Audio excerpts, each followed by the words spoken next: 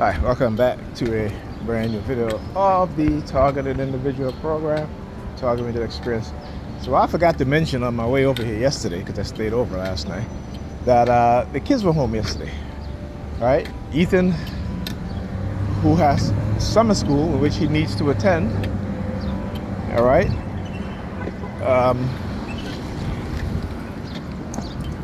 End up missing school yesterday.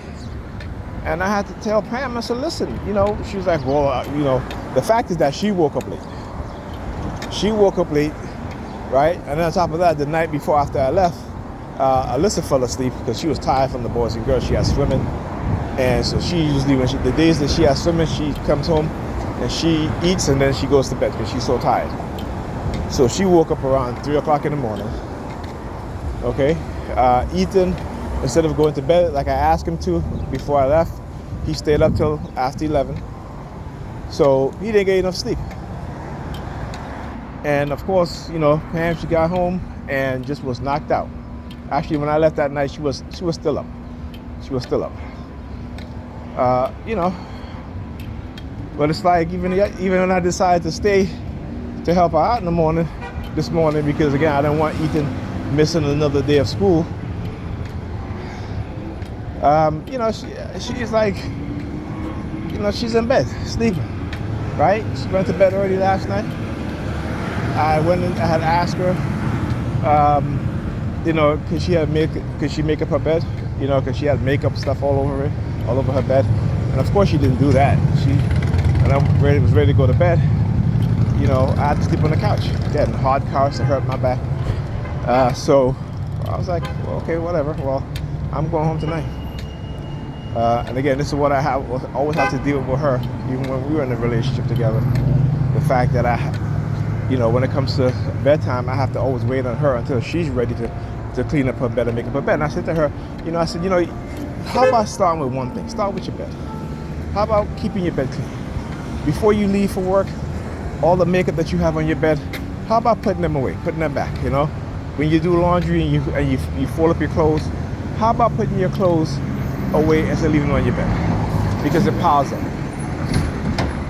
So this morning she gets on our daughter's case about, I guess, one of her products. And I said to her, listen, you have all this stuff open up in the bathroom. How do no one person can use this much product? Why you have so much product open and have it around? Why?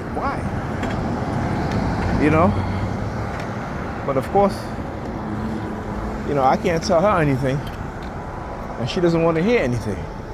And then she wonders why the kids act the way that she acts. So she said to my daughter, well, why you don't leave stuff alone? Why? I said, because there's too much shit in your house for her to get into, because you fail to understand the mindset of an 11-year-old. Particularly an 11-year-old who you have abandoned emotionally for the past couple of years because you want to go and have your fun. Right?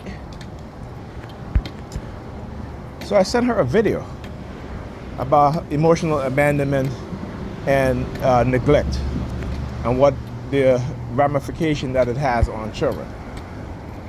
Right? See, these women think that when they talk about child neglect is, having kids in some of the most horrible conditions or abuse. But emotional neglect and educational neglect is part of it's abusive. Because you're not putting the best interest of your children first. You're putting yourself first, and it seriously hampers your children's growth, their educational growth, their mental growth, their emotional growth. Okay? And again, no one's saying that you can't go have your fun. Right? But put your children as a priority. So this morning when my son me and Ethan got into, well, he didn't argue back with me, but he was arguing with me under his breath. But I had to tell him, I bought him a pair of sneakers about, a month and a half for summer school. And he, it wasn't white. But his sneakers are so dirty. And I bought him sneaker cleaner. And, I said to him, I said, listen, I'm not cleaning your sneakers. You're going to do it. I'm not doing that. You're going to do it. And since I bought the sneaker cleaner, he hasn't cleaned the sneakers, and he's wearing his dirty sneakers. So this morning I said to him, you cannot wear those sneakers to school anymore unless you clean them. Okay? He's like, well, I've been wearing them for the birds. I said, listen, I bought you the sneaker cleaner for you to clean them. You haven't cleaned them, so you're not wearing them anymore. You have other sneakers there, And he has so much sneakers there that I bought him. But he just, so I decided I was only going to buy him one pair of sneakers at a time. The same white woman again. I'm hoping that she will come back. Hey, my brother, how you doing, man? Good. There she go. Always using the same white woman. See, I was walking my daughter to school, so I wasn't trying to record. But, yeah, same white woman with the dog. I can always tell when they use certain persons in my targeting because, when I'm leaving and coming, I'll see them, right? Synchronization, right? And then she was targeting me too. But anyhow, back to Ethan now. So I said to him, I said, no, you're gonna wear other sneakers. You're gonna wear other sneakers. You have other sneakers there. And so I said, I'm no longer buying you 2 pairs of sneakers. You're gonna get 1 pair at a time. And that's it, because you have other sneakers there that you don't even wear. You got other sneakers that people gave you as presents, and you don't even wear them. You just have them there. So obviously his mindset is one of comfortability, and once he finds, it's like I bought him shirts. I bought him polo shirts and T-shirts, and he wants to wear the same T-shirts that he has. I was like, okay, well, hey,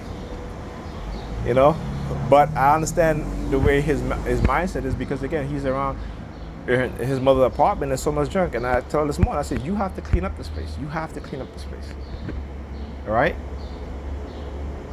I said to her, you would take days off saying that you're going to clean, and you end up crafting or painting or watching videos for how long, and it's always the same thing with her. Well, I work and I'm tired. Really? So because you work, that means that you can't clean. And I said to her, if you listen, I said to her many times, if you listen to me, when I did clean up your apartment, that I asked you to maintain it, that is clean now, but you just don't care. And so when I clean it and then you come back and make a mess and I mention it to you, you want to argue with me and tell me that's your house. Okay, fine. So I don't clean it anymore. So now you mad with me because I don't clean your house anymore? Like, no, you cannot have it both ways. You know what I'm saying? So it's a difficult situation, and I keep telling her there's too much stuff for Alyssa to get into. And particularly, like I said, for the past couple of years when you totally neglect her emotionally, and that was her way of seeking attention. And particularly when you have no adult supervision in the house, kids will do things, particularly an 8-year-old child at the time. Right? So for what? For actually a little younger than that. For 7 since COVID. So from the time she was 7, you want to have your fun on the weekend, you go out all day, all night, you don't even call to check on your kids. How do you think that makes them feel? Right? And so now, she recruited my son into targeting me, but I understand what he's doing. And again, it is his mama.